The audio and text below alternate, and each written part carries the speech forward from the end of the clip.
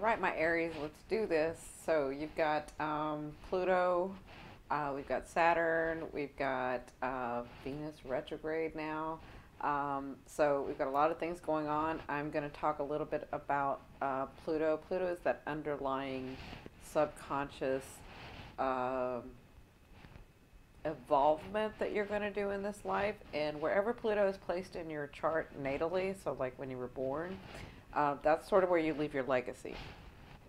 So let's talk about the end of October. Then we'll move on and I'll do the next video, which is November. I want to thank you guys for putting up with me and allowing me to be late. I'm on travel, so I apologize for my hands and my voice not looking like what's on the camera because it's lagging. So welcome everyone. For those of you that don't know me, my name is Cindy. I am the modern day spiritual advisor. I use multiple modalities, including astrology, tarot, mediumship, all kinds of stuff to help you on your path. So my gorgeous ones, let's talk about Pluto. So again, Pluto is that underlying subconscious evolvement that you're going to do in this lifetime. So where it's placed natally is different right now than where it's placed, well, for most people, than where it's placed in transit. So transit means it's what it's moving over, right? So it has been in Capricorn. If you look, hold on a second, let me move my screen. So if you look, Aries, Pluto is right here. And the reason I'm talking about Pluto is because it went direct at the beginning of October. Venus went retrograde, Pluto went direct. So we've got some push and pull, some things going on. So Pluto, in this sign for you, in this particular house or this area of your life, since 2008, it has been placed in your house of career, in your house of reputation, in your house of the public eye. There's more to this house than just that, in your life purpose. And so probably in 2008 is when you begin to wonder, like, who am I? I see a next level for me. I see more career. Maybe I'm trying to do something else. Maybe what was working for me then isn't working for me now. Like that kind of stuff could have been going on in 2008. And so you move through the years as Pluto's been in this sign. Because it's in Capricorn, it wants to make you stable. It wants to make you, whatever you do with this is going to be very grounded, very stable. But it is methodical, which is something that you're not used to. You're used to, I go do it, I get it done. It's a fast movement, right?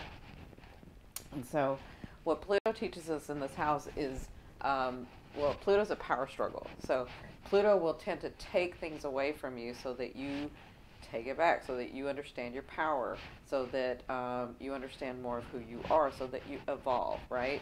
And so when it's placed in this house for you, of your career, of your life purpose, of your public eye, and of your reputation and your accolades, right? When it's placed in this house for you, you sort of start wondering about how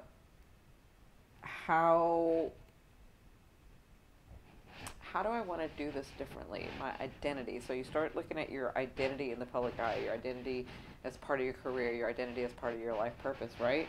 And so what it's teaching you is that overall, because it's going to end in 2023, what it will teach you is that anything that you want of value that's changing your identity because you're becoming more, you see yourself becoming more, is going to take, so basically it's about manifestation, but it's going to take time, value, and effort. Like you actually have to follow through in these things for you.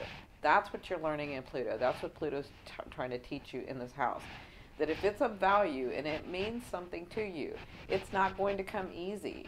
It's not, I won't say easy, it's not going to come fast like you're used to. Because you can manifest,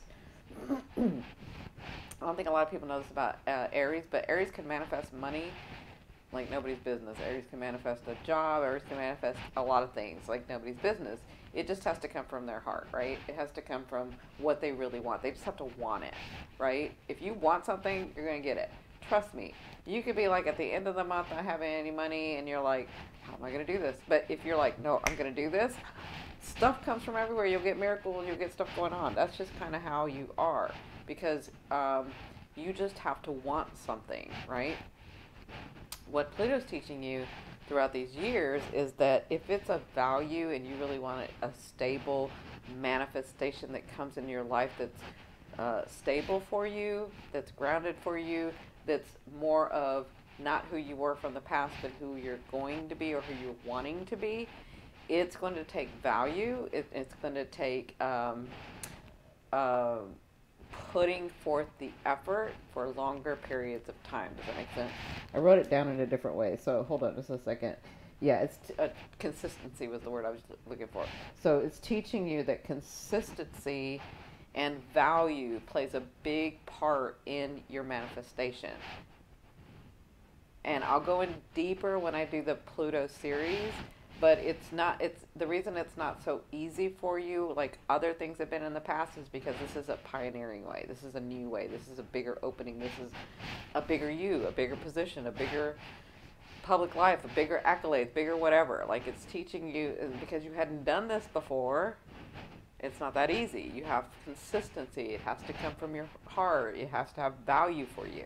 And that's what Pluto's teaching you. So what will happen, and probably has been happening since 2008, ups and downs, and I'll do it in the Pluto series, is that you probably started something and then you got roadblocks, and then you started something and then you got blocked, and then you started something and then you were pulled back, and then you started something and like it didn't matter where you went with this, it kept pulling you back to square one, pulling you back to the same thing, pulling you back. And that's because energetically what you were doing is you would do it up until the point that you knew how to do it, and then it would block you because you're trying to pioneer a new way. Does that make sense? So consistency is the key for you guys. Value is the key for you guys to make this go through. And by pulling you back, what I mean by that is Pluto will come and take it away. Come tear it apart, take it away, get it out of your, like get it away from you, so that, because it's a power struggle. It takes your power so that you can take it back and know that you can do this. What Pluto teaches you is that you are enough on your own, and that you do have everything within you, and that you can grow from this. Pluto teaches you that even without anything, you are still powerful, you are still worthy, you are still valuable, right? And so this Pluto is for you guys about self-knowing. It's about, actually it's about growing up. It is. It's about, because, you know, Aries is the baby. And so it's about growing up. It's about understanding responsibility and consistency and stability and sound things. That makes sense? Okay, so it had been retrograde in April of 2018. It went direct in the beginning of October. So by April 2018, you were probably feeling like you had a handle on things, and then it went retrograde. And if you haven't seen my Saturn retrograde video, you need to watch that, Saturn, because I explained what retrogrades do. And so you have to amend. So from April to October, you were amending, you were revising, you were editing, you were reorganizing, you were doing again these things. Trying again, it's consistency for you. So now that it's gone direct, it hasn't gone to that point where it became retrograde, so you're still kind of dealing with that. But again, these are like the bigger picture things in your life. It's not like the everyday where you can see a change all the time, but it's like this underlying, why do these things keep happening? I thought I had this under control. What's really going on? Like it's that kind of thing. So that's what's been going on for you guys. Now, Venus went retrograde at the beginning of October as well. So I'm going to do a Venus series and a Pluto series after I do the November videos. So Venus went retrograde, and this is in 12, 11, 10, 9, 8. So Venus went retrograde in your 8th house. Your 8th house right now, today, has Mercury and Venus. So Venus retrograde is amending, revising, editing. This has to do with money, relationships, your destiny, your path, like the luck in there, right? And so there could be a message that you're hearing today about any one of those things. Yeah, there could be a message today about that. Jupiter has been in this house. This is other people's resources. So maybe if you have a spouse or a partner or a business partner or a love partner where you share your resources, maybe they were looking for a job, or maybe they were going to try to get to a better position. With Mercury right there conjunct, see where it's talking to Venus in retrograde, having to readjust, amend, and so maybe your partner gets word today or yesterday or tomorrow of a new position or a bonus or something that that person's been wanting, because it's shared resources. So you could have money coming in through another. You could also have money coming in if you've been dealing with inheritances or taxes or, yeah, so some of you, if you've had some past tax things that was owed to you, I could feel like you could get that too.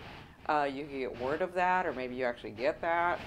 Jupiter's been in this house expanding it. Now that Jupiter's at 25 degrees, it's going to start expelling and gifting what it is that you grew in this house, right? So maybe you guys partnered up with somebody. Maybe you got married. And maybe now the shared resources you're having to readjust. That's Venus retrograde. You're having to figure out a budget, or maybe you're going to be you're going to be making more money than your partner's going to be making, or maybe your partner's going to be making more money than you're going to be making, or maybe both of y'all are going to be 50-50 now. Like, whatever's going on, that's what's going to be going on until, I think it's the 18th. No, it's this whole week, actually. Yeah, it's this whole week. It's until the 20th. Okay, and so that's what's going on with Venus. Now, let's see, from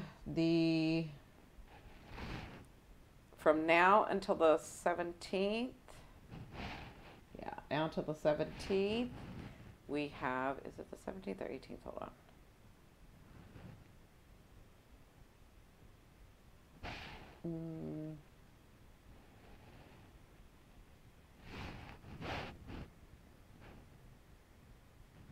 Yeah, so today as well until like the 18th. I would say like this whole week, because energy doesn't stop and start. So you have Saturn trining Uranus, okay? And Uranus is retrograde right now, so Uranus is going to go back into your sign. So the things that you were dealing with in the past are coming back up. They're going to be coming back up. It's still in Taurus. That's in your second house. Again, having to do with your 8th house of shared resources. Your second house is your investments, the money that you earn.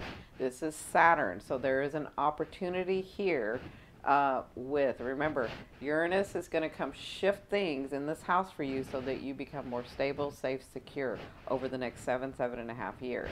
Okay, so with this trine, there's an opportunity having to do with your job. So you may get a new position, you may get a bonus, you may get a different way, you may get a new project.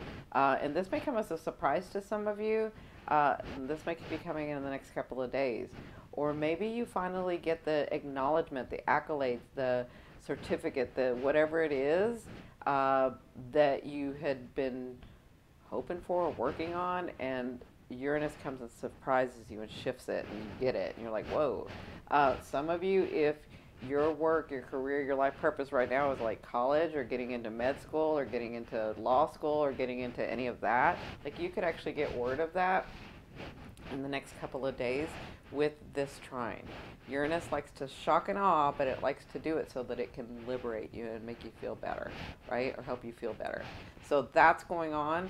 We do have this square going on with Mercury, Venus, and Mars. Okay, so Mars being in your 11th house has to do with other people, influential people, maybe your boss or groups that you belong to, or maybe the internet. With Mars in there, there has been some sort of, there's been agitation in there. And so with the square, that's a tension. So there could be like this tension. Maybe you get news, but you don't really like it. You don't think you like it. And because Mars is your ruling planet. So Dealing with Mars. Mars, you know, is the god of war, likes to go do things and think about it later. So maybe this news that you get, or maybe somebody says something, or your boss says something to you and it offends you, or maybe you say something and you don't mean to, but you offend them, right? Or yeah, this has to do with your groups, your networking, so just be careful this week. Aries. Be careful this week. I know that you can be silent and take a breath if you think about it. Like, you got to make yourself think about it, okay? So if anybody comes at you the wrong way, think about it. Just take a breath, walk away, do something. Like, just think about it. Don't get yourself in trouble, because I know you can. But it's going to have to do with this message that's coming, having to do with shared resources. Maybe you don't like the bonus that they're going to give you, or maybe what you heard them say was they weren't going to give you the bonus, but what they really said is they're going to give you the bonus, they're just going to do it a week later. Like, just take a breath, okay? Because with this hard square here, it's like it's either you're going to feel offended or you're going to offend someone. So just be very careful with this energy this week, okay? That's this whole week. So just keep taking breaths, Aries. Okay, so then, I think it's on the 18th. Yeah, let me look at the 18th, because I feel like by Wednesday or Thursday, yeah. It's actually tomorrow. So tomorrow is when, so the 17th, 18th is when you have this trine with Neptune.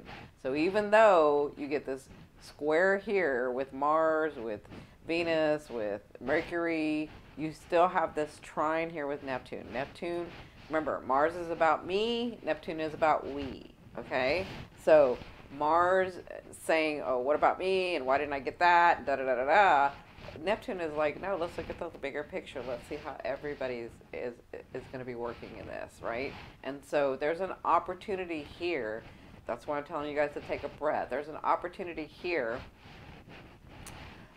for you to get the bigger picture, step into your higher self, take a couple of breaths and say, maybe, like, you know, somebody comes at you and you're like, you know what, that person's usually not like that. Maybe I'll just give them a pass. Like, maybe they're just not having a good day.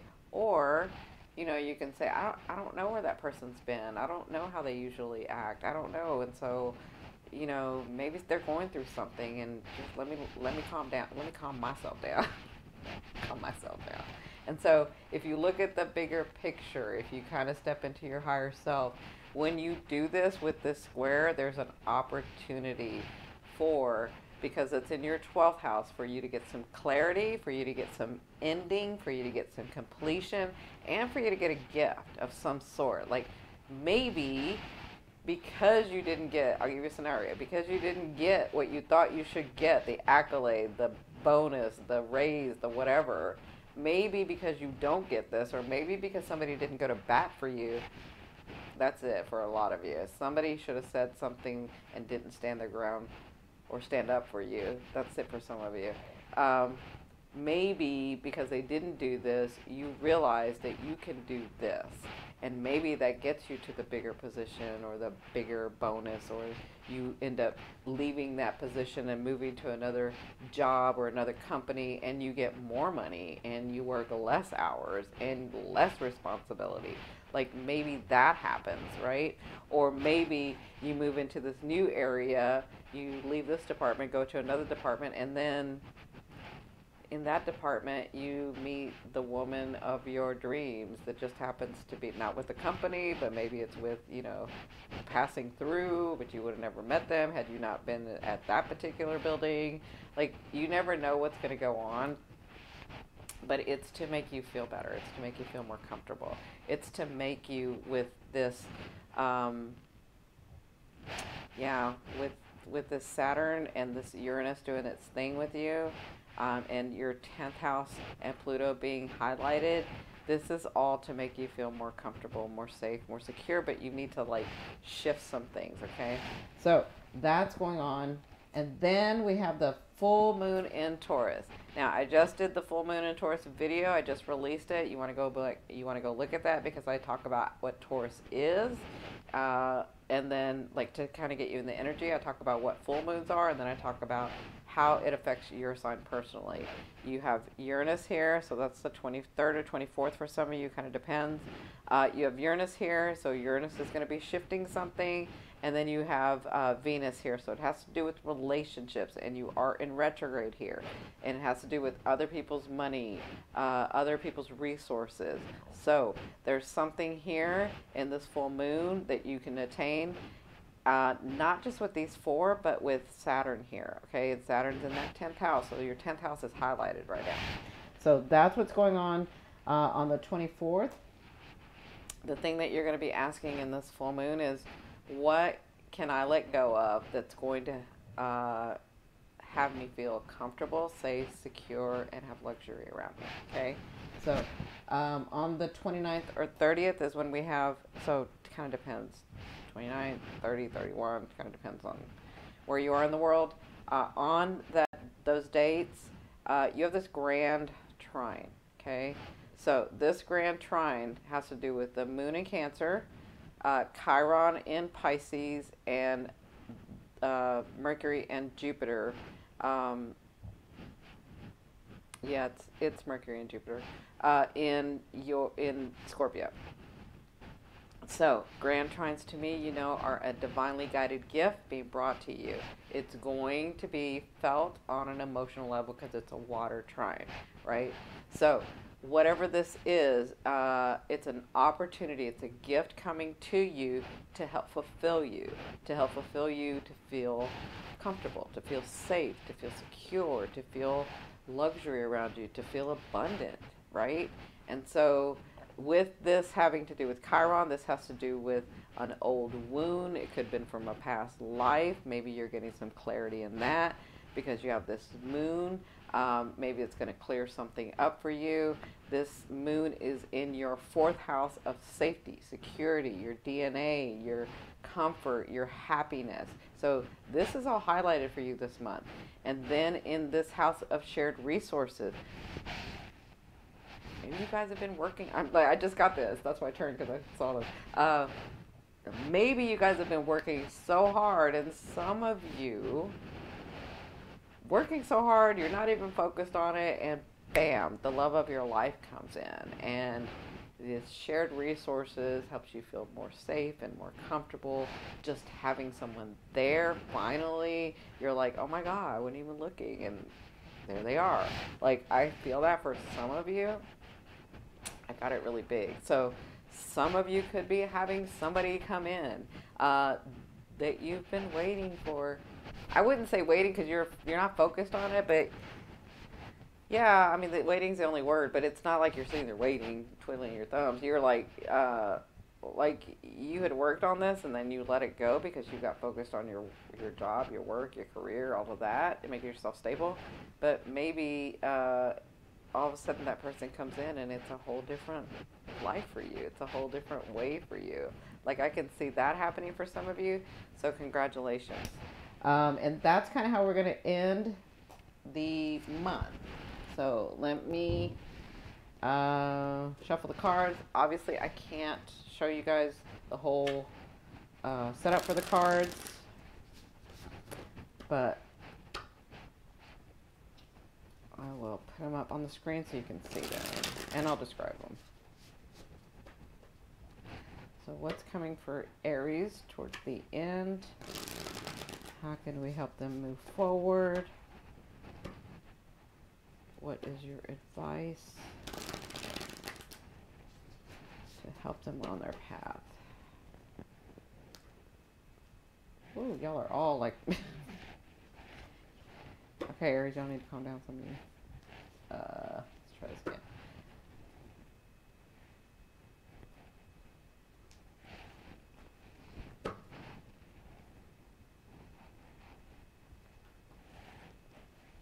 Okay.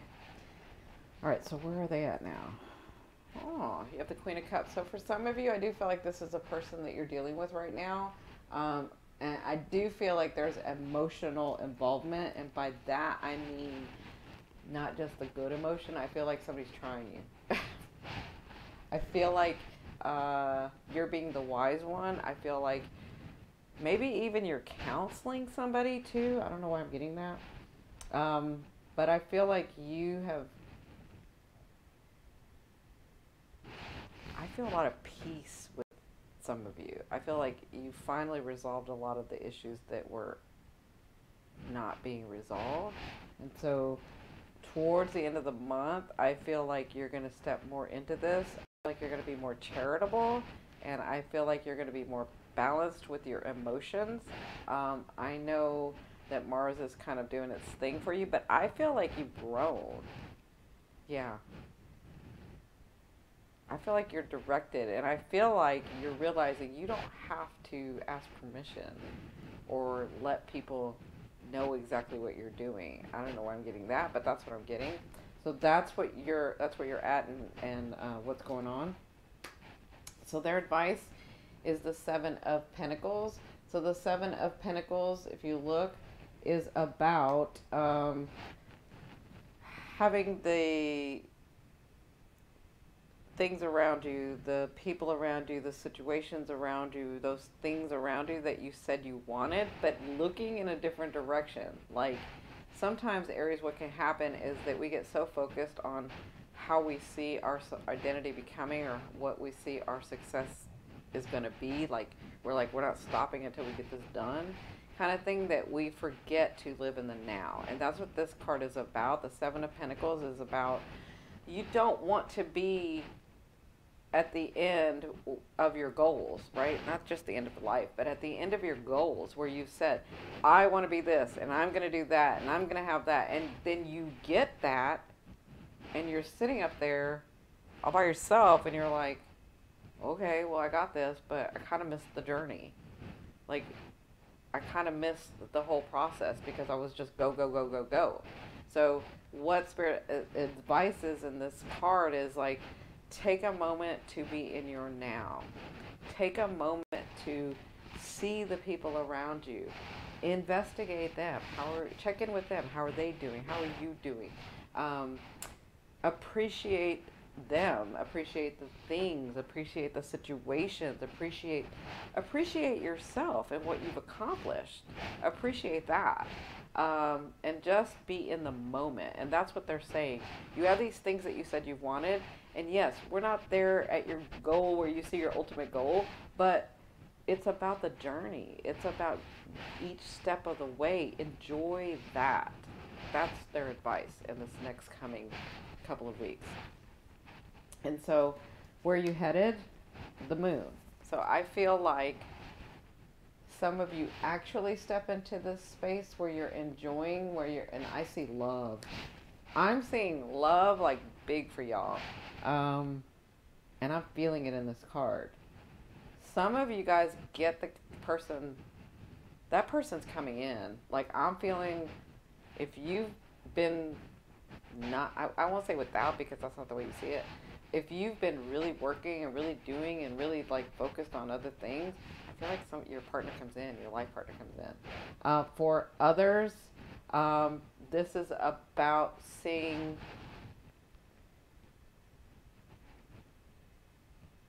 about working with someone else to get something done that you're really wanting. That's kind of where you're headed.